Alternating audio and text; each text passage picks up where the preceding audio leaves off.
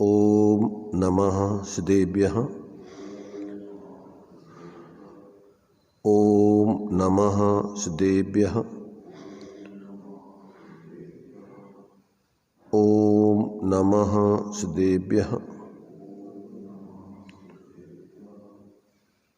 मंगलम भगवान वीरो मंगलम गौतमो गणी मंगलम कुंद कुंदाद्यो जैन धर्मोस्तु मंगलम सर्वमंगल मांगल्यम सर्वकल्याणकारकम प्रधानम सर्वधर्माणां जैनं जयतु शासनम जैनं जयतु शासनम वंदितु सर्वसिद्धे दुर्विमचलमणोभवं गतिं पत्ते मोक्षामि समय पाहुड मिणमो सुधिकेवली भणिदम् नमः समय साराय स्वानुभूत्या चकाशिते चित्स्वभावाय भावाय सर्वे भावान्तरच्छिदे।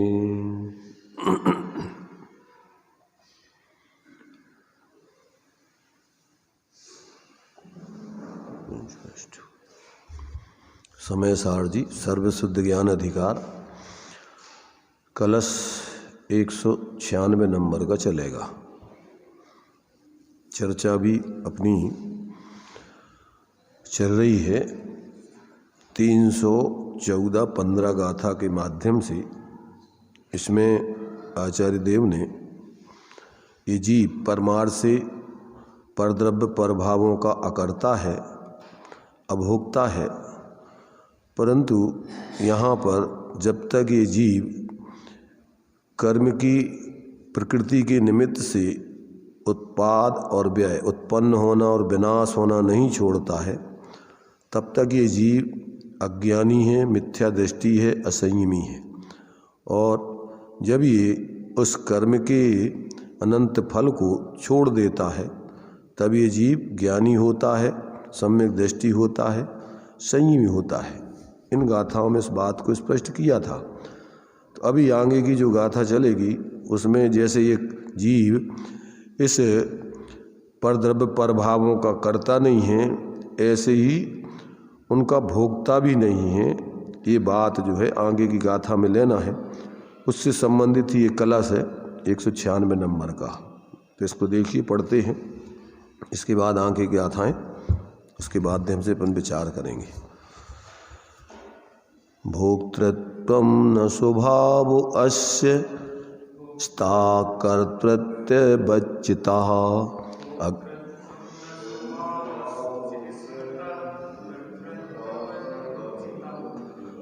अज्ञानादेव भोक्तोऽयं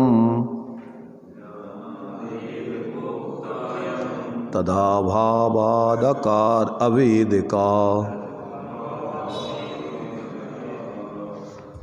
इसका हिंदी है, जैसे कर्तृत्व स्वभाव नहीं वैसे भोक्तृत्व स्वभाव, भोक्तापन अज्ञान से ज्ञान अभोक्ता भाव। क्या दिया इसमें? कर्तृत्ववत्, कर्तृत्व की भांति, भोक्तृत्वम अस्य चितः स्वभावा स्मृता न, भोक्तृत्व भी इस चैतन्य आत्मा का स्वभाव नहीं कहा है। अज्ञानात् एव अयम भोक्ता, वह अज्ञान से ही भोक्ता है। तद अभावात् अवेदिका, और अज्ञान के अभाव हो जाने पर यह जीव अभोक्ता है। क्या मतलब? कि ये जीव अनादिकाल से कर्म संयुक्त चला रहा है, संसार दशा में चला रहा है, तो इसके लिए निमित्त नैमित्तिक संबंध से जो कर्मों का आश्रय बंध हुआ, उसके साथ जो शरीर आदि संयोग, शरीर आदि नो कर्मों का भी संयोग हुआ, तो अब ये क्या है कि ज्ञान में स्वपर प्रकाशकपना होने से जो कर्म के उदय का कार्य है उसमें जुड़ करके और उस रूप अपने को अनुभव करता है। कर्म नो कर्म के उदय में जुड़ करके और मोह राग द्वेष आदि रूप अथवा शरीर आदि रूप अपने को अनुभव करता है। तो ये ज्ञान में ऐसी उसको सबसे पहले भ्रांति होती है तो ये जीव ज्ञान स्वरूप वास्तव में ज्ञान का ही कर्ता भोगता है, परंतु भ्रम से अनादिकाल से चूंकि ज्ञान में स्वपर प्रकाशकपना होने से जो पर का जानपना होता है कर्म के उदय का शरीर आदि का, तो उसको उसका ज्ञाता तो नहीं रहता है, उसमें एकत्व बुद्धि करके ऐसा मानता जैसे मैं ही रागी द्वेषी मोही हो गया हूँ, शरीर आदि रूप हो गया हूँ। यहाँ से इसकी भ्रांति जहाँ खड़ी होती है वहीं से इसके संसार का ये कर्तृत्वपना खड़ा होता है।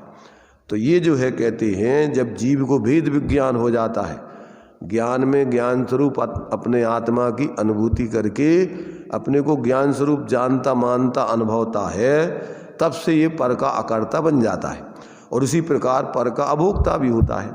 तो ये बात यहाँ पर इसमें की गई है। परंतु अब यहाँ पर ये इसमें इन्होंने जो बनारसी दास जी ने भी इसका एक हिंदी छंद दिया हुआ है, देखो इसमें भी पढ़ते हैं। यथा जीव करता न कहावे तथा भोगता नाम न पावे, है भोगी मिथ्या मति माही गई मिथ्यात्व भोगता नाही। जिस प्रकार जीव कर्म का कर्ता नहीं है उसी प्रकार कर्म का भोगता भी नहीं है। जब तक मिथ्या मति है, अज्ञान है, भ्रम है, तभी तक ये अपने को पर का कर्ता भोक्ता जानता मानता है और उसके निमित्त से उसको कर्म प्रकृतियों का आश्रय बंध आदि होता है। जो कर्म प्रकृतियों के उदय में जुड़ करके अपने लिए मोही रागी द्वेषी आदि शरीर आदि रूप जो इस प्रकार से भ्रम से मानता जानता है और उस रूप जो है निरंतर राग द्वेष आदि रूप प्रवृत्ति करता रहता है, तो उससे जो है कर्मों का नया कर्मों का आश्रयबंध होता रहता है और ये फिर चतुर्गति में घूमता रहता है। तो जब तक जीव मिथ्या मति है, इसकी बुद्धि कैसी है, विपरीत है, भ्रम रूप है, संशय विपर्य अनध्यावसाय रूप है, तब तक ही ये जीव अज्ञान दशा में मिथ्या दृष्टि रागी द्वेषी ऐसे विकारी भावों का कर्ता अज्ञान दशा में होता है। और जब ये जीव भेद विज्ञान करके अंदर में अपने को ज्ञान स्वरूप अनुभवता है, तब ये मोह राग द्वेष आदि के भावों का अभाव होकर के ये ज्ञाता ही रहता है, ये इन पर भावों का कर्ता नहीं होता है, ऐसा जानना चाहिए। इस प्रकार से ये बात यहाँ पर जो है इन्होंने स्पष्ट की है। अब यहाँ उसी बात को जो है आगे आचार्य देव गाथा में, एक कलश तो पूर्व में अमृत चंद्राचार्य देव ने लिखा था, अब आचार्य कुंद देव भी इसी बात को कह रहे हैं। तो इन्होंने पहले से उस गाथा के लिए जो है रेफरेंस के रूप में दिया कि आगे जो है आचार्य देव जिस प्रकार से यहाँ ज्ञानी हो जाने पर जीव पर भाव और पर द्रव्य आदि का अकर्ता है, उसी प्रकार से उनका अभोक्ता भी हो जाता है। तो देखिए गाथा है 316 नंबर की गाथा पढ़ते हैं।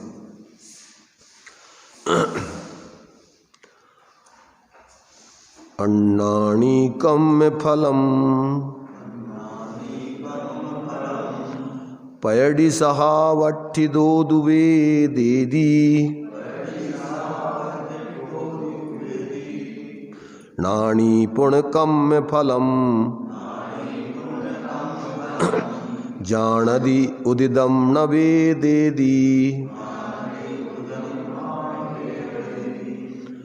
प्रकृति स्वभाव स्थित, इसमें जो है इसका ये इसका पढ़ रहे थे, इसमें तुम्हारे मूल ग्रंथ में हिंदी इसका जो दिया है उसको पढ़ते हैं। अज्ञानी स्थित प्रकृति स्वभाव सुकर्म फल को वेदता, अरुज्ञानी तो जाने उदयगत कर्म फल नहीं भोगता।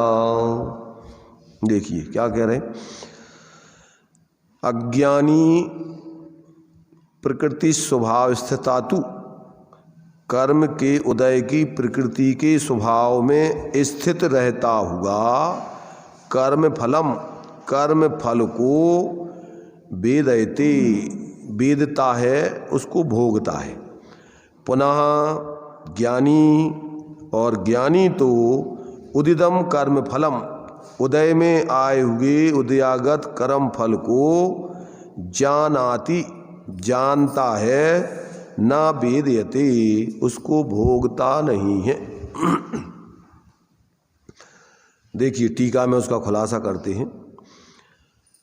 अज्ञानी शुद्ध आत्मा के ज्ञान के अभाव के कारण स्वपर के एकत्व ज्ञान से, स्वपर के एकत्व दर्शन से और स्वपर की एकत्व परिणति से प्रकृति के स्वभाव में स्थित होने से प्रकृति के स्वभाव को भी अहम रूप से अनुभव करता हुआ, अर्थात प्रकृति के स्वभाव को भी यह मैं हूँ इस प्रकार अनुभव करता हुआ कर्म फल को वेदता यानी भोगता है। क्या करता है? अज्ञानी जीव तो क्या करता है कि कर्म के उदय की प्रकृति का जो उदय आता है कर्म प्रकृति का, उसमें मैं पनी रूप उसमें जुड़ करके माने ज्ञान होने पर उस ज्ञेयाकार ज्ञान को ज्ञान या आत्मा तो नहीं जानता है, और उसको क्या जानता है, उसी को अपना यानी ज्ञेय रूप से अपने को अनुभव करता है। माने जो कर्म का उदय है उस रूप अपने को अनुभव करता हुआ प्रकृति के स्वभाव को भी यह मैं हूँ इस प्रकार से अनुभव करता हुआ कर्म फल को भोगता है। और ज्ञानी तो शुद्धात्मा के ज्ञान के सद्भाव के कारण स्वपर के विभाग ज्ञान से, स्वपर के विभाग दर्शन से और स्वपर की विभाग परिणति से प्रकृति के स्वभाव से निर्वृत्त दूरवर्ती होने से शुद्ध आत्मा के स्वभाव को यानी एक को ही अहम रूप से अनुभव करता हुआ उचित कर्म फल को उसकी ज्ञेय मात्रता के कारण जानता ही है, किंतु उसका अहम रूप से अनुभव में आना अशक्य होने से उसे नहीं भोगता है। क्या मैंने देखो यहाँ पर जो है सबसे पहले तो ये सब ज्ञान का कमाल है। ज्ञान में जब तक इसको भेद विज्ञान नहीं होता तब तक इसकी भ्रांति ज्ञान में चलती है। उस भ्रांति के कारण से ही उसका पूरा जीवन भ्रमित रूप में जीता है, वो आकुलतामय जीता है, मिथ्या दर्शन ज्ञान चारित्र रूप परिवर्तन करते हुए जीता है। तो ज्ञान में जो है जब ये भेद विज्ञान इसको हो जाता है, देखो ज्ञान में क्या है, सिर्फ भ्रम होता है, भ्रम। मिथ्या ज्ञान का मतलब ही है कि जैसा वस्तु का स्वरूप है नहीं वैसा इसको जानने में भ्रम से मानता है। कैसा जानता है? ज्ञान वास्तव में तो ज्ञान रूप ही रहता है, अर्थात जीव चेतन स्वरूप ही रहता है, अन्य रूप कभी होता नहीं है। एक वस्तु दूसरी वस्तु की होती नहीं, परंतु ज्ञान में चूंकि क्या होता है, स्वपर प्रकाशन पने का स्वभाव है, तो ये भ्रांति का कारण इसको ये बनता है। क्या बनता है? जैसे अपन ये देखो कि दर्पण में यदि सामने वाले पदार्थ का प्रतिबिंब नहीं बने तो उसमें भ्रांति नहीं हो सकती। जैसे दीवार है, अब दीवार में अपन को कुछ नहीं ऐसा लगता है कि ये अपना चेहरा है, इसमें ऐसा तो नहीं लगता उसमें। अब क्या होता है कि ज्ञान में चूंकि जैसे दर्पण में सामने पदार्थ होते हैं तो जैसे प्रतिबिंबित हो करके वो दर्पण में आते नहीं हैं, दर्पण उनमें जाता नहीं है। दर्पण की ऐसी सहजी स्वच्छता है कि उसमें जो सामने होता है वो दर्पण स्वच्छ रह करके उसको प्रतिबिंबित कर देता है। ऐसे ज्ञान भी जो पदार्थ सामने होते हैं उसको ज्ञान रूप रह करके प्रतिबिंबित कर देते हैं। परंतु चूंकि अनादिकाल से इस जीव को भेद विज्ञान नहीं है, क्या नहीं है, भेद विज्ञान नहीं है, तो क्या है कि ज्ञेय और ज्ञान दोनों को एक जानता है। जैसे अपन को दर्पण में जैसे अपन को लगेगा कि अपना चेहरा है ये, क्या ऐसा लगता है कि नहीं लगता है? दर्पण में अपन को अपना चेहरा लगता है कि नहीं लगता है? अगर दर्पण में अपना चेहरा लगता है तो दर्पण में जो अपन को गंदगी चेहरे पे दिखती है तो दर्पण की शुद्धि वहां छुटाते हैं कि इधर छुटाते हैं? दर्पण की छुटाते हो जैसे तो दर्पण में तुम्हारी नाक में इधर नाक छवि हुई है, तो दर्पण में जो नाक छवि दिख रही है उसको वहां छुटाओगे, कहाँ छुटाओगे? कुछ भी कहो, नाक ही देखो ना, नाक छप जाएगी पूरी। नाक में क्या हो रहा, मैल लगा है, नाक लगी है, गंदगी छवि है, कुछ भी है, तो आपके लिए देखोगे दर्पण में और छुटाओगे कहाँ? छुटाओगे चेहरे पे। तो अब ज्ञान में आपको जो ज्ञेय बाहर में दिखाई देते हैं तो अब अपन उनमें सुधार करेंगे कि अपने अंदर जो ज्ञान में भ्रांति अपन ने पैदा कर ली कि वास्तव में वहाँ कुछ नहीं है, और ये जो वास्तव में देखो यहाँ उल्टा लगाना है।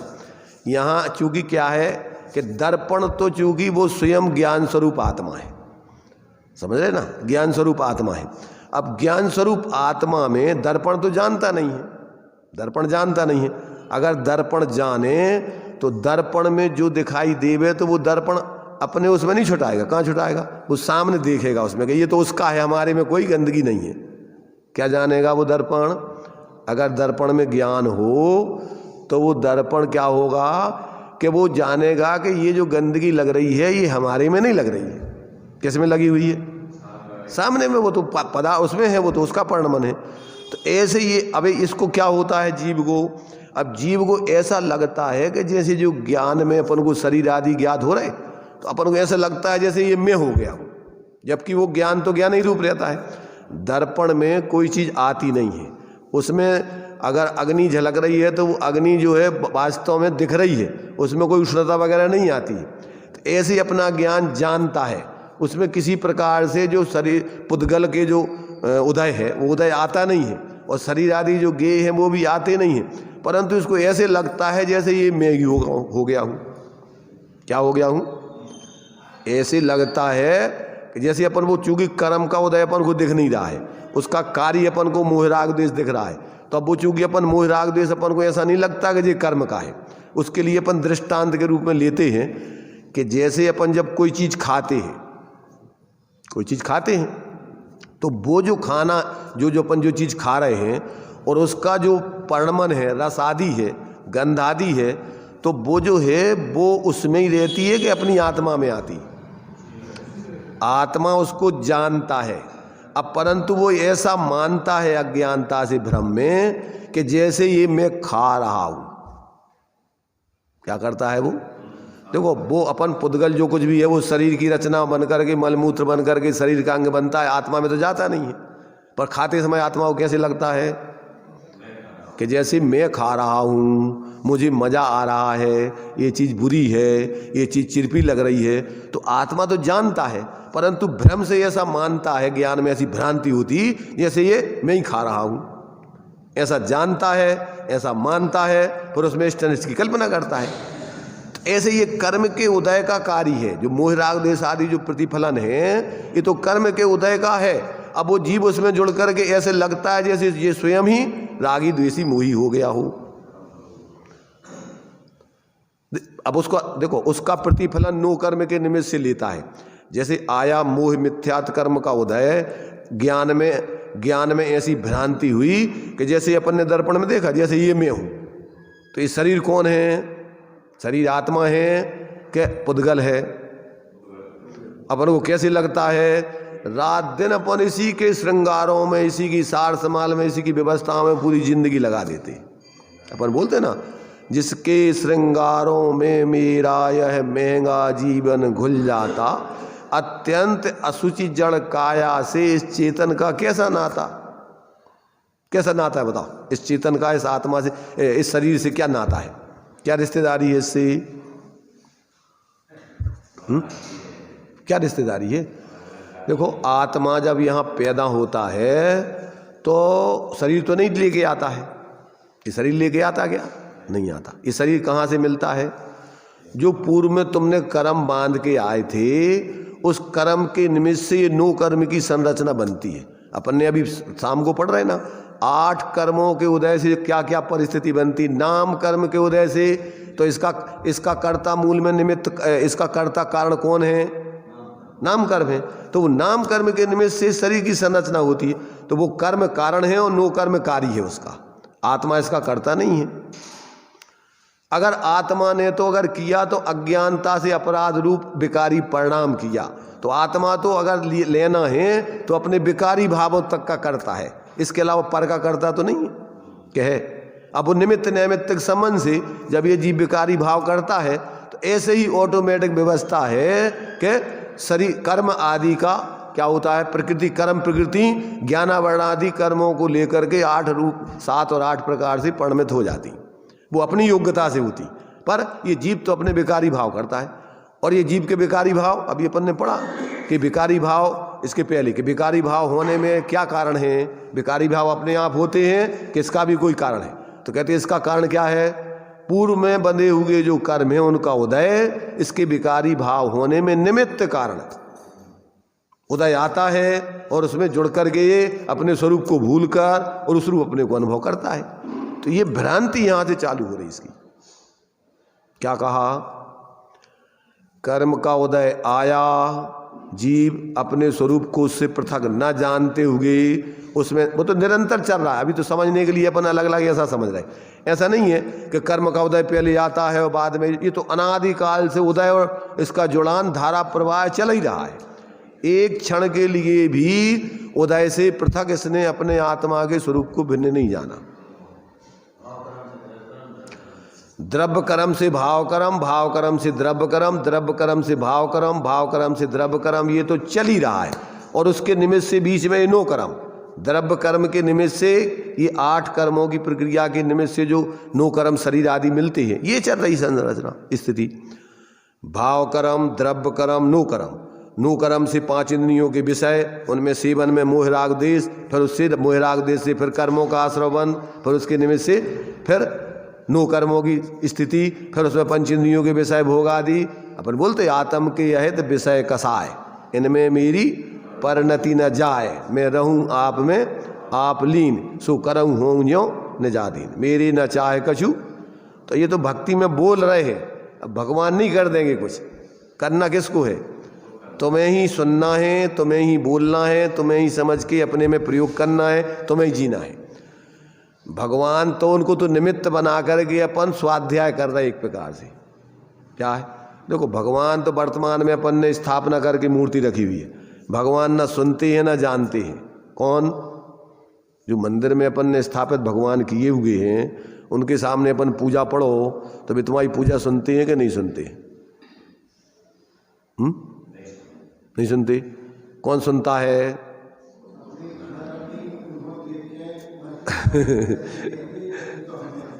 उनको निमित्त बना करके अपन को बोलना है, अपने ही को सुनना है, अपने ही को गुनना है, अपने ही को जीना है। क्या करना है अपन को? उनको तो निमित्त बना करके अपन को ही बोलना है, अपन को ही सुनना है, और अपन को ही गुनना है, और अपन को ही उसको प्रयोग करके जीना है। और अपन ये सोचें कि चलो अपन मंदिर में पूजा पढ़े आए तो किसको पढ़े आए, किसको सुना आए? मंदिर में जो लोग बैठे उनके लिए भगवान तो वहां पर चूंकि मूर्ति है वो तो परमार्थ से सुनती नहीं है ना, वो बोलती है। अगर बोले तो वो तुम रोज ना जाओ और रोज ना उनको बोला कि भैया रुको तो था ना, कब तक हमसे ऐसी कहते रहोगे तुम ये सब? राग सह जग में रुले मिले सरागी देव, बीतराग भेंटो अवे मेटो राग कुटी। तो भैया रोजिना को रोजिना आगे तुम क्या कर रहे, ये तो बताओ तुम। अब हमें नहीं पता होगा, अगर भी साक्षात होए तो तुम्हें कहें बोलेंगे ना कि भैया तुम आगे रोजिना क्या कि करते क्या हो, ये तो बताओ तुम। अब तुम्हें अब मिल गए हम, बीतराग देव मिल गए, अब भेंट हो गई तो अब तुम बैठो ना कोटेब, हमसे क्या कह रहे तुम है? बोलते रहने से अब तुम्हारी कोटेब निकल जाएगी क्या, ये तो बताओ। डेली का डेली हमारे पास आकर के वो बस बोल के चले गए और बस वही के वही काम भी कर रहे तुम। तो भी अगर वे बैठे हो गए हैं साक्षात तो भी बोलेंगे कि नहीं बोलेंगे, समझाएंगे कि भैया तुम कर क्या रहे, तो बताओ तुम किसको सुना रहे। जाओ बंद कर दो मंदिर में तुम, समझ रहे। अगर वे बोलन लगे तो एक भी दिन मंदिर नहीं जो तुम, वे तो बोलते नहीं है मेरी तो से बनी, क्यों कजू हमें कजू कजू कहने जो कह देना, तुम्हें कजू कहने नहीं है और हम चले जाओ तो अपने। मोरी तो इसलिए तो से बनी है अभी तक, और तुम जिस दिन बोलने लगोगे उस दिन तुम्हारी हमारी नहीं बनेगी, मेरी तेरी ना बनेगी राम है भाई। अगर तुम उनके दोस्त बताऊं लगो कि तुम क्या कर रहे तुम, ये बताओ तो तुम रोजना को रोजना आगे हमसे बोल जाते हो, गलती छोड़ते क्यों नहीं है तुम।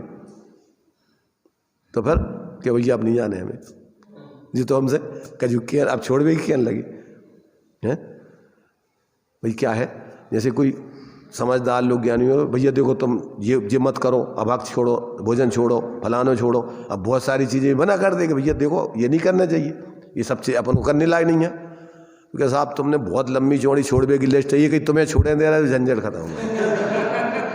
अब तुम्हारे पास नहीं आओ करें हम रोज में, तुम्हारे पास आए से तो बहुत सारी चीज़ें छोड़ने पड़े, बहुत जबड़ी झंझट है।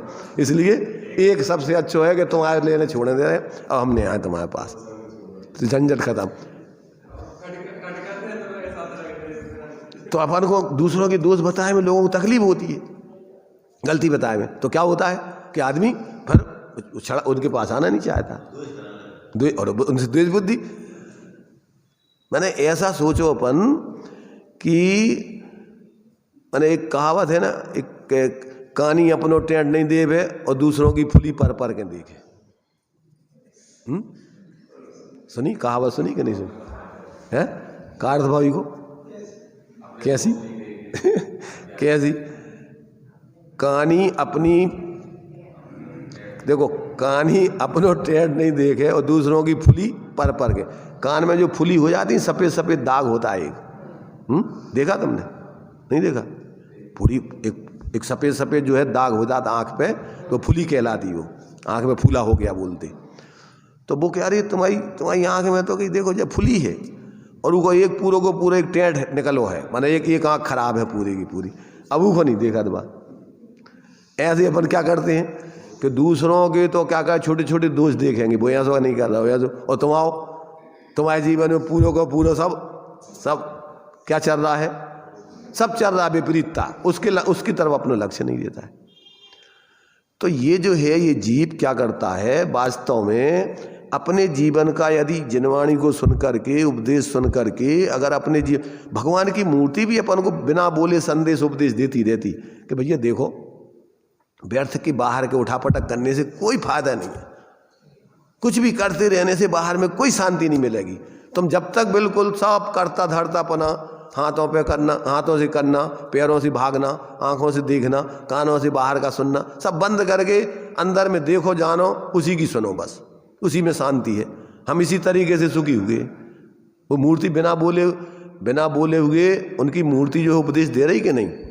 अपन पढ़ा थे भजन बोला ना, हस्त युगल दोनों कहें पर का करता होय, ऐसी मिथ्या बुद्धि से ही निर्मण चतुर गति होय, ताते पद्मासन विराजे दिख झलके जिनकी शांति अपार। तो अब अपन सब बोलते हैं भजन बना बना करके उनको सब, पर जीवन में बस सुधार नहीं कर देना। इसलिए देखो यहाँ अपन को आचार्य कह रहे कि जब तक आपके ज्ञान की भ्रांति दूर नहीं होगी, जैसे दर्पण में कुछ नहीं आता है ऐसे अपने ज्ञान स्वरूप आत्मा में कुछ नहीं आता है, आज तक कुछ आया नहीं है, सिर्फ भ्रम से तुमने माना है और मान करके वही मिथ्या करता, मिथ्यापना, मिथ्यात किया, अज्ञान किया, मिथ्याचरण किया, ये करता। और जब जीव अपने को ज्ञाता जान लेता है तो मिथ्या आचरण करना छोड़ देता है, मिथ्या जानना छोड़ देता है, मिथ्या सिद्धांत छोड़ देता है, तो उसके निमित्त से जो आकुलता होती थी वो आकुलता का भोगना भी, जब कर्म पर का कर्तापना छोड़ दिया तो उसका फल भोक्तापना भी खत्म। जहाँ से तुम्हारे लिए ये मिथ्या दर्शन ज्ञान चारित्र का कार्य छोड़ दिया तो उसका फल आकुलता, चतुर्गति संसार, दुख, जो अपन पढ़ते दूसरी ढाल में। ऐसे मिथ्या द्रग ज्ञान चरण बस भ्रमत भरत दुख जन्म मरण ताते इनको तजिए सुजान। अगर तुम्हें संसार के दुखों से मुक्त होना है तो क्या करना, क्या ये मिथ्या दर्शन ज्ञान चारित्र रूप तुम्हारा कर्तापना छोड़ दो, तो तुम्हारा उसके निमित्त से होने वाला जो आकुलता, दुख, चतुर्गति परिवहन, उसका भोक्तापना समाप्त हो जाएगा।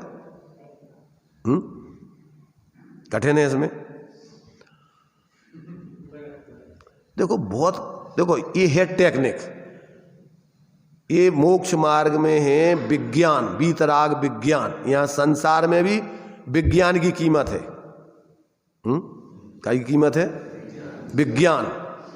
कितने बड़ी बड़ी खोजें होती हैं, ये काय से होती हैं? ये भौतिक विज्ञान है और ये पारमार्थिक वीतराग विज्ञान है। तो यहाँ वैज्ञानिकों की कितनी कीमत है?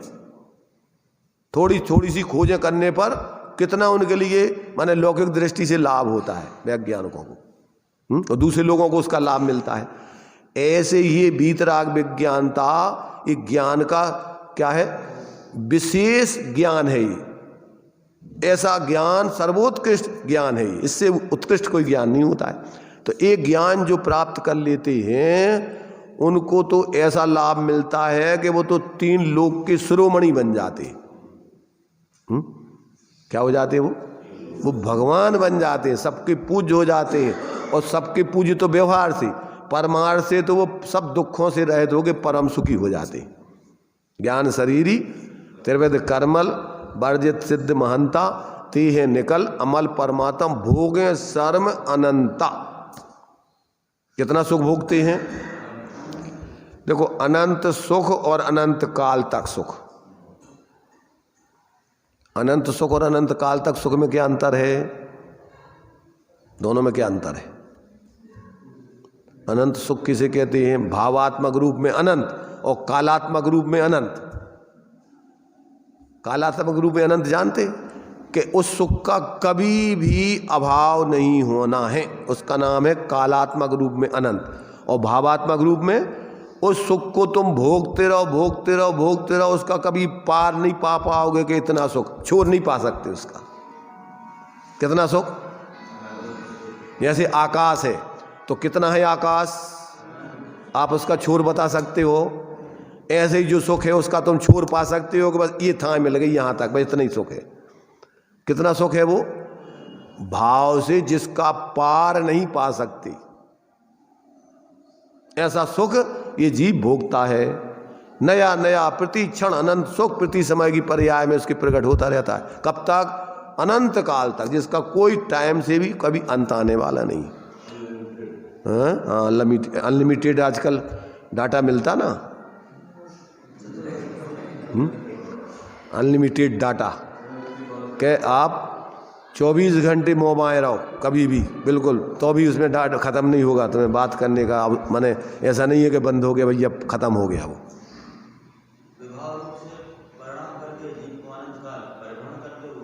ये इधर भूत का है, अनादि की तरफ से लेना है। अनादि काल माने इधर का कोई अंत नहीं है। तो पीछे की तरफ देखो तो उसको अपन देखो तो किस कब से भोग रहा है कि कोई अंत नहीं है, तो वो अनादि बोलते उसको। अब कब तक भोगेंगे ये तुम्हारे ऊपर है, अनंत काल तक नहीं, ये तुम्हारे ऊपर है। जब छोड़ दो तब खत्म। अनंत काल तक भोगेंगे नहीं, ये तो तुम्हारे ऊपर है कि अनंत काल तक अगर तुम भेद विज्ञान नहीं करोगे तो अनंत काल तक भोगते रहो। परंतु अगर एक क्षण भी भेद विज्ञान करो तो तत्क्षण आपको उस मूर्ता का भाव होके आनंद का, आत्मिक आनंद का, सुख की प्राप्ति हो जाएगी। तो आगे के लिए गारंटी तुम्हारे ऊपर है कि तुम कब तक भोगना चाहते हो। अभी पढ़ा अपन ने जब तक ये जीव प्रकृति के निमित्त से उत्पन्न विनाश होना नहीं छोड़ता तब तक ये जीव क्या करता है, अज्ञानी है, मिथ्या दृष्टि है, संयमी है, और तब तक ये दुखी है, चतुर्गति का पात्र है। और जब ये जीव इससे उत्पन्न होना, प्रकृति के निमित्त से उत्पन्न विनाश होना छोड़ देता है, अपने को ज्ञान स्वरूप अनुभव करता है, उसी समय से सम्यक दृष्टि है, ज्ञानी है और संयमी है और संसार का अभाव करके मुक्त हो जाता है। ये तुम्हारे ऊपर है कि तुम जब तक चाहो तब तक भटक सकते हो। कब तक चाहते हो? कब तक भटकते रहना चाहते हो? कब तक? प्रश्न है ना, है तो स्वयं के ऊपर वही तो पूछ रहा है कि कब तक चाहते हो भटकना। स्वयं के ऊपर है, वही तो पूछ रहा है कि तुम कब तक चाहते हो भटकना।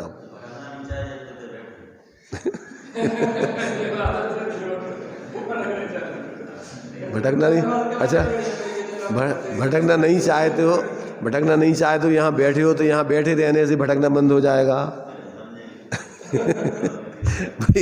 भाई देखो, यहाँ आए हो डॉक्टर के पास तो बीमार हो, परेशान हो, ठीक है ना। अब बीमार रहना चाहते कि नहीं रहना चाहते, तो अब आज तुम्हारे डॉक्टर कहेंगे देखो जा दवाई खाओ, जो परहेज करो, और इसके बाद तुम्हारा 15 दिन में तुम्हारी बीमारी दूर हो जाएगी, 6 महीने में तुम्हारी बीमारी दूर हो जाएगी। अब तुम दवाई नहीं खाओ, परहेज नहीं करो, और फिर कहो डॉक्टर साहब ठीक नहीं हो रही है बीमारी, तो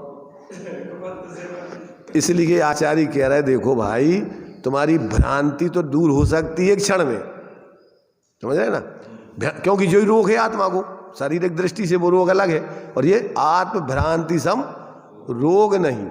सदगुरु वेद सुजान और गुरु आज्ञा सम पथ्य नहीं। गुरु आज्ञा सिर माथे रख के उस पर जियो, और औषधि विचार ध्यान। कौन सी दवाई खाना है? वस्तु विचारत ध्यावते मन पावे विश्राम, और रस स्वादत सुख उपजे अनुभव ताको नाम। और अनुभव चिंता मणि रतन, अनुभव है रसकूप, और अनुभव मार्ग मोक्ष को, और अनुभव ये है दवाई आपकी। अब आचार्य कह रहे कि भैया देखो कि तुम अब इस प्रकार का आचरण नहीं करना, इस प्रकार से सेवन नहीं करना। जो कुगुरु कुदेव कुधर्म सेव पोषे चिर दर्शन मोहेव। अब तुम कुगुरु कुदेव कुधर्म का सेवन नहीं करना, और ये स्वरूप का विचार और स्वरूप का ध्यान, ये औषधि है, ये करो। तो अब ये करोगे तो तुम्हारा जीवन क्या हो जाएगा? निर्दोष हो जाएगा, बीमारी से रहित हो जाएगा, कर्म बंधन से रहित हो जाएगा, संसार के दुखों से छूट जाएगा। अब ये विधि बता रहे, तो यहाँ पर ये बता रहा है, देखिए कि अज्ञानी शुद्धात्मा के ज्ञान के अभाव के कारण स्वपर के एकत्व ज्ञान से, अब यहाँ से भ्रांति खड़ी हो गई। क्या कहा?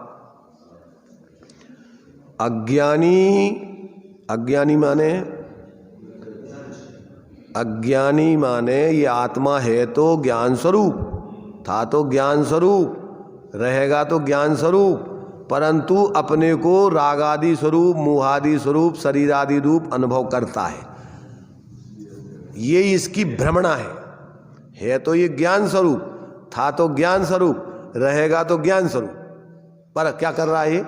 अपने को ज्ञान स्वरूप नहीं जानकर, नहीं मानकर, नहीं अनुभव करके अपने को राग आदि रूप, अपने को सुखी दुखी आदि रूप, अपने को शरीर आदि रूप, अपने को स्त्री पुरुष आदि रूप, ये शरीर संयोगों से अपना मूल्यांकन करता है, संयोगी भावों से अपना मूल्यांकन करता है।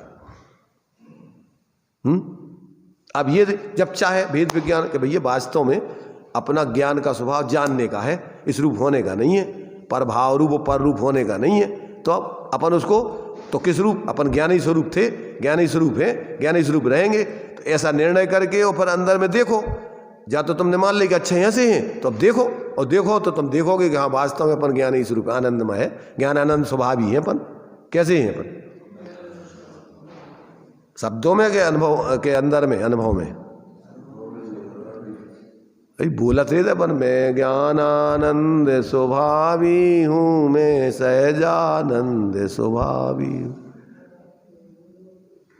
हूँ। तब किससे कह रहे तुम?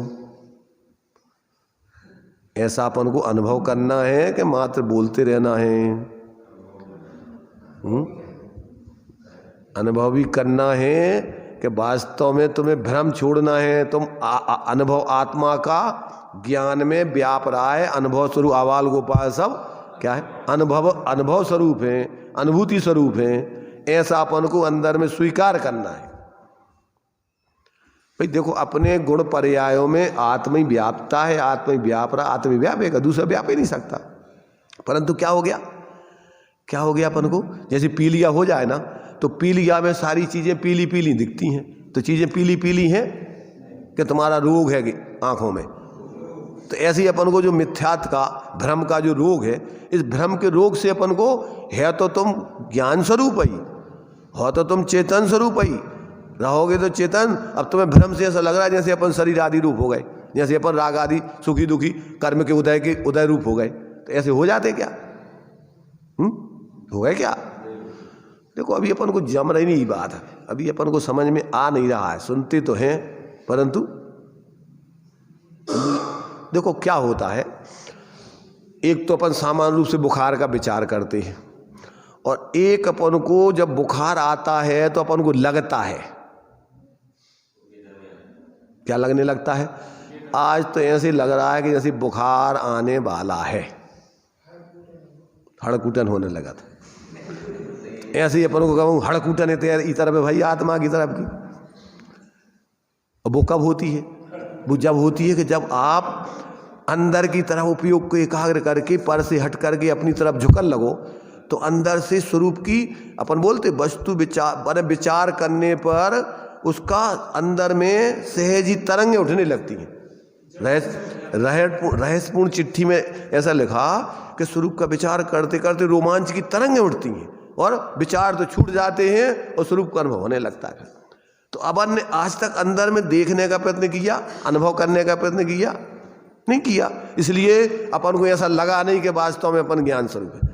थोड़ा थोड़ा लगने लगेगा, पहले निराकुलता, अतीन्द्रिय आनंद जैसा ऐसा महसूस होगा, निर्भरता, और फिर निर्विकल्प होकर अनुभूति प्रकट होती है। तो पहले स्वरूप अंतर्मुखता से, स्वलक्ष्य से स्वाध्याय करने पर भी लोग क्या करते हैं? स्वलक्ष्य से स्वाध्याय करने पर उसके विकल्प क्षीण होने लगते हैं, अंदर में उसकी निर्विकल्पता, अंदर में शांतता पैदा होने लगती है, और अंदर में फिर जब स्वरूप से जुड़ जाता है तो निर्विकल्पता खड़ी हो जाती है, अतीन्द्रिय आनंद प्रकट हो जाता है। अब वो तो चूंकि देखो अंदर है आत्मा अपना, बाहर में तो है नहीं है।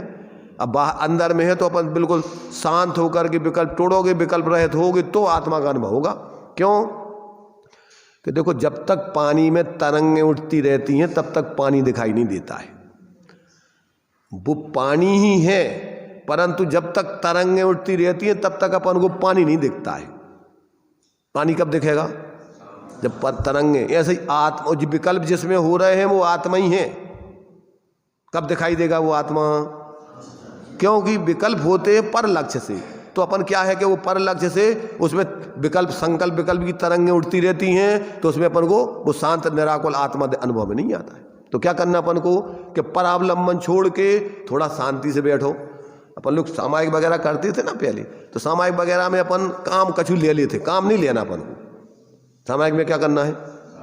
सामायिक में तो अपन को अपने स्वरूप को ही अनुभव करने के लिए शांत होने का अभ्यास करना है। क्या करना है उसमें? सामायिक में सब योगों को निश्चल करके, सब योगों को, मन वचन काया को निश्चल करके, शांत करके, और क्या करना है? चेतन का अपन को परिचय करना है वहां पर।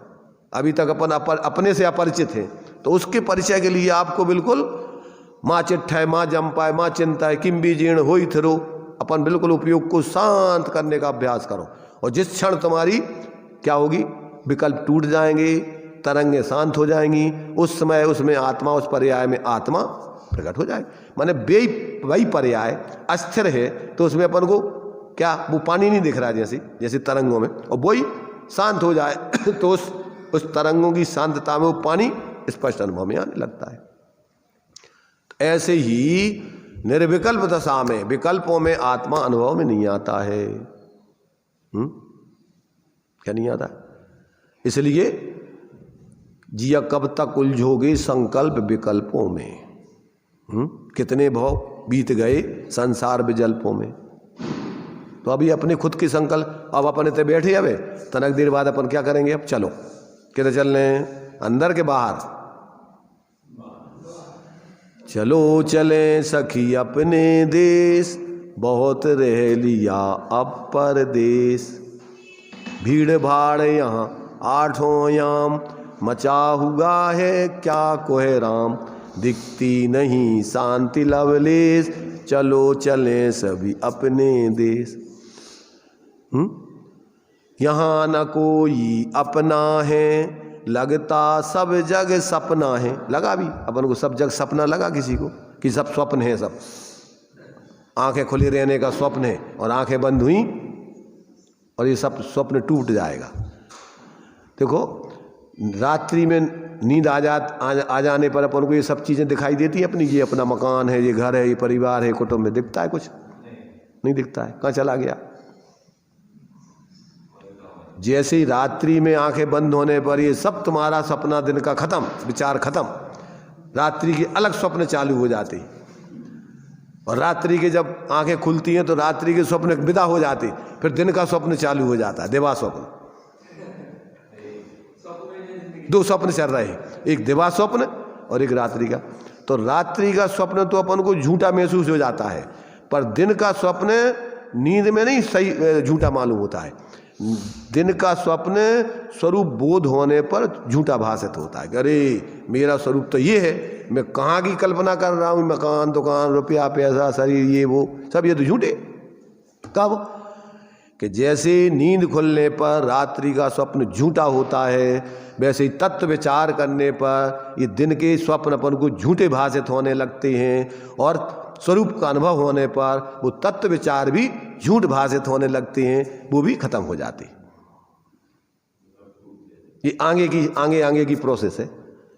तो ये जब तक जीव को अभी अंतर में ऐसा ये विचार, अभी अपन यहाँ विचार कर रहे हैं, अपन को ऐसा लगता है कि वास्तव में ये बात सही चल रही, अपना यहाँ कुछ नहीं है, एक परमाणु मात्र कुछ नहीं, ऐसा पहले तो ज्ञान में लगता है कि अकेले सुन करके अपन एक औपचारिकता और रूढ़ी से व्यवहार से सुन गए, विचार कुछ नहीं करते। जो दिया ना कि जब तक तत्व विचार नहीं करोगे तब तक ये सब स्वाध्याय करना भी तुम्हें कार्यकारी नहीं है। ऊपर लिखा ना वो, शास्त्रों का अभ्यास करे, अगर नहीं शास्त्रों का अभ्यास तो करे पर तत्व विचार नहीं करे, यानी जो बता रहा है इस पे विचार नहीं करे कि बात चल रही है सही है कि नहीं। अब ठीक है चलो हो गया, अपन तो सुन लो स्वाध्याय, अपनों काम करे। कौन सा काम? अपना काम तो अपने स्वरूप का अनुभव करना है। कौन सा है तुम्हारा काम? आत्मा का काम स्वरूप अनुभव करना है। सम्यक दर्शन ज्ञान चारित्र रूप परिवर्तन करना, ये आत्मा का काम है। कि मिथ्या दर्शन मिथ्या ज्ञान मिथ्या चारित्र रूप परिवर्तन करना, ये काम है। अभी भूमिका तो छोड़ो, पहले भेद विज्ञान होने दो। भूमिका तो जब आउट है कि जब तुम्हारी जो है तुम्हारी अंदर में भेद विज्ञान हो जाए तो चारित्र में भूमिका बनत है। पहले तो मिथ्यात्व में भूमिका नहीं बनत, मिथ्यात्व में तो पूरा छोड़ने। पहले तुम्हारी मान्यता, पहले तुम्हारा भ्रम दूर होना चाहिए, और फिर चारित्र की स्थिरता में फिर भूमिका बनती है। अब दशा हो गई तो अब तुम्हारे लिए अभी अब छटपटी लगेगी कि भैया अब ये फालतू के विकल्पों के काम छोड़ो, अनावश्यक काम छूट जाएंगे, आवश्यक रह जाएंगे। फिर धीरे धीरे जैसे जैसे अंदर के परमार्थ स्वरूप की साधना बनेगी तो वे आवश्यक भी क्षीण होने लगेंगे, और जब अपने में डूब जाओगे तो सब अनावश्यक हो जाएंगे। बाहर के काम, एक ही काम रह गया आवश्यक, अपने स्वरूप का आनंद भोगना। तो ये तो जब भेद विज्ञान हो गया और स्वरूप का रस आने लगा तो अब तुम्हारे लिए ये काम, अब तुम्हें सिर पे बोझा लगेंगे कि भैया अब इन झंझटों को अपन करना नहीं है। तो अब क्रम से कीजिए शक्ति प्रमाण। निर्वृत्ति कैसे करोगे? सम्यक ज्ञानी होय बहुरी दृढ़ चारित लीजिए, एक देश अरु सकल देश तसुभेद कहीजिए। तो अब अपन को पहले तो सम्यक श्रद्धा धार पुनि सेवऊ सम्यक ज्ञान, और सम्यक ज्ञानी होए, अब ये भूमिका बनेगी आगे, चारित्र में बनती भूमिका। सम्यक दर्शन और सम्यक ज्ञान में भूमिका नहीं बना, मैं तो सीधा सीधा दो टूक निर्णय करना है कि ये मैं हूं और ये पर है, इससे मेरा कोई नाता नहीं परमार्थ से। अब चारित्र में जितना जितना स्वरूप स्थिर होते जाओगे उतना उतना बाहर की क्या है प्रवृत्ति छूटती जाएगी, बाहर के संयोगों से हटते जाओगे और अंदर में आनंद तुम्हारा बढ़ता जाएगा। स्थिरता करे, तो भूमिका आगे की है फिर। तो अबे आत्मज्ञान नहीं हुआ, आत्म सिद्धांत नहीं हुआ, तो भूमिका काय में। इसलिए ये बराबर अपन को समझना। देखिए भावार्थ, अज्ञानी को तो शुद्धात्मा का ज्ञान नहीं है, इसलिए जो कर्म उदय में आता है उसी को वह निज रूप जानकर भोगता है।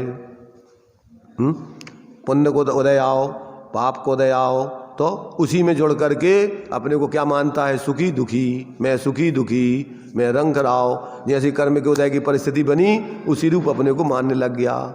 बीमार हो गया तो अपने को रोगी मानने लग गया, स्वस्थ हो गया तो अपने लिए स्वस्थ मानने लग गया। भूख लग रही तो कुनकुनाने लग गए, और पेट भर गया तो दौड़ने लग गए, हंसने लग गए। एक बाबा जी थे, वो बोलते थे, पेट में पड़ गओ चारो और उचकन लगो बेचारो। पेट में पड़ गओ चारो और उचकन लगो। बछड़ा मछड़ा हो ना, तो भूखे हो जब तक तो वे खावे में लगे, और पेट भर गओ और पूंछ उठा के दौड़ लगा के भागा था। ऐसे ही अपने लाने जब तक भूखे हैं जब तक तो लगा भैया का जी मिल जाए खाना, कुन कुन कुन कुन कुन अंदर में कुन आते थे। और जैसे पेट में भर गओ बस प्रसन्न हो गए। अब कितनी देर के लाने 6 घंटे ही नहीं, शाम की चिंता होता ही बनाओ खाता ही। मैं सोचा शाम को का खाने, पूछने लगा तो लोग सुबह हम खा नहीं पाओ भोजन हो क्या शाम को। अबे हमें खान तो जो पहले शांति से अभी को तो निपटा। तो मतलब जिनको क्या है, आगे की चिंता में ये वर्तमान को खराब कर लेते, वर्तमान को आनंद नहीं ले रहे। अब शाम को क्या बनाऊं ने, अब खा रहे अबे और अबे को आनंद नहीं ले रहे, शाम की चिंता कर रहे। तो मतलब ये है कि ये मोही जीवों की बड़ी ऐसी स्थिति है, बाहर में ही भटकते रहते, उपयोग भटकाते रहते, आनंद नहीं रहते सहजता का। अपने वर्तमान विद्यमान आनंदमय स्वरूप को परिणति में उसको क्या है देख करके, और अपन सब विकल्प छोड़ के उस वर्तमान को वर्तमान में आनंद नहीं लेते। अपना आत्मा निरंतर विद्यमान है, कहाँ चलोगे जब बताओ। पर अपन उसको भूले हैं मात्र। अपन बोलते मोह महामद पियो अनादि, वो भूल आपको, अपने को भूल के परेशान है अपन से। और जहां अंदर में स्वरूप दिखा बस तो क्या हो गया, मिट गयो ते मेरे मिथ्यात्व मेरे उदय रवि आतम भयो मोर हरस ऐसो भयो मानो रंग। जैसे कोई दरिद्री भिखारी को चिंतामणि रत्न मिल गया है, अब तो अमीर हो गया वो, ऐसी दशा है। सब ज्ञानियों ने यही कहा है। पशु नारक नर सुरगति मझार भव धर धर मरियो अनंत बार, अब काल लब्धि बलते दयाल तुम दर्शन पायो भयो खुशाल, मन शांत भयो मिट सकल द्वंद चाख्यो स्वातम रस दुख निकन, ताते अब ऐसी करुनाथ बिछरे न कभी तुम चरण सा। तो जितने ज्ञानी हुए हैं वे तो अंदर में देखा और आनंदित हो गए। बस देखा जब अपने अंतर में तो और कुछ नहीं है, सब भगवान है। इतना बाहर में सब हैरान है परेशान है, और अंदर में भगवान है। अब अंदर में देखते नहीं हो, बाहर में परेशानी में निरंतर उसी की चिंतन, उसी की जुगाली, उसी में लगे रहते, रात दिन परेशान परेशान परेशान। तो यहाँ कहते हैं कि ये अज्ञानी शुद्धात्मा का ज्ञान नहीं करता है, इसलिए जो कर्म उदय में आता है उसी को वह निज रूप से जानकर भोगता है। और ज्ञानी को शुद्ध आत्मा का अनुभव हो गया है, इसलिए वह उस प्रकृति के उदय को अपना स्वभाव नहीं जानता हुआ उसका मात्र ज्ञाता ही रहता है, भोगता नहीं होता है। देखो अजब गजब की व्यवस्था और अजब गजब का जीवन है ये। अगर व्यक्ति को एक बार समझ में आ जाए तो खेल है ये। तो बच्चों का जैसे खेल में आनंद आता ना, ऐसे ही फिर ज्ञानी कीड़ा करते हैं अपना। इसलिए वो दिया ना बनारसी दास जी ने, भेद विज्ञान जग्यो जिन के घट शीतल चित्त भयो जिम चंदन, कीली करें शिव मार्ग में जग माहे जिनेश्वर के लघु नंदन, सत्य स्वरूप सदा जिनके प्रगटो मिथ्यात अवधात निकंदन, और शांत दशा तिन की पहचान करें कर जोर बनारसी बंधन। जितने भी ज्ञानी हुए हैं उनको तो वास्तव में बस एक ही भजन है उनके जीवन में, भा जाना।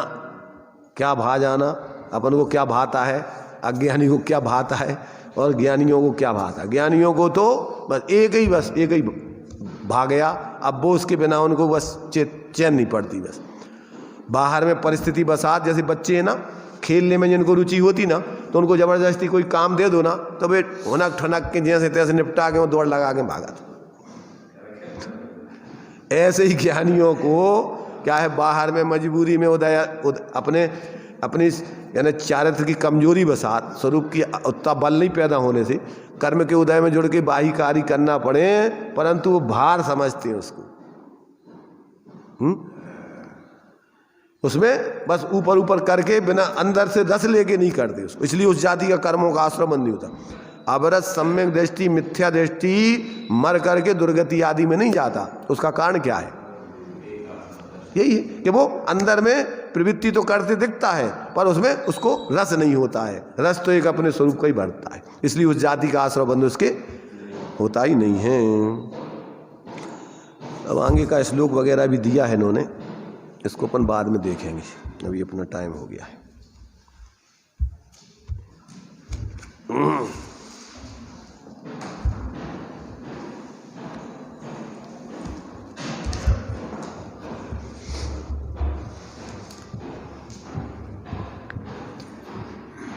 भैया जगवासी तू दास है के जगत सो, एक 6 महीना उपदेश मेरो मान ले, और संकल्प विकल्प के विकार तज, बैठ के कंत मन एक ठोर आन रे। तू ही सर जल ताको तू ही है कमल, ताको तू ही मधुकर है, सुवास पहचान ले। प्राप्ति न होए है कछु ऐसो तू विचारत है, सही होए है प्राप्ति स्वरूप यों ही जान ले। सही होए है प्राप्ति स्वरूप यों ही जान ले।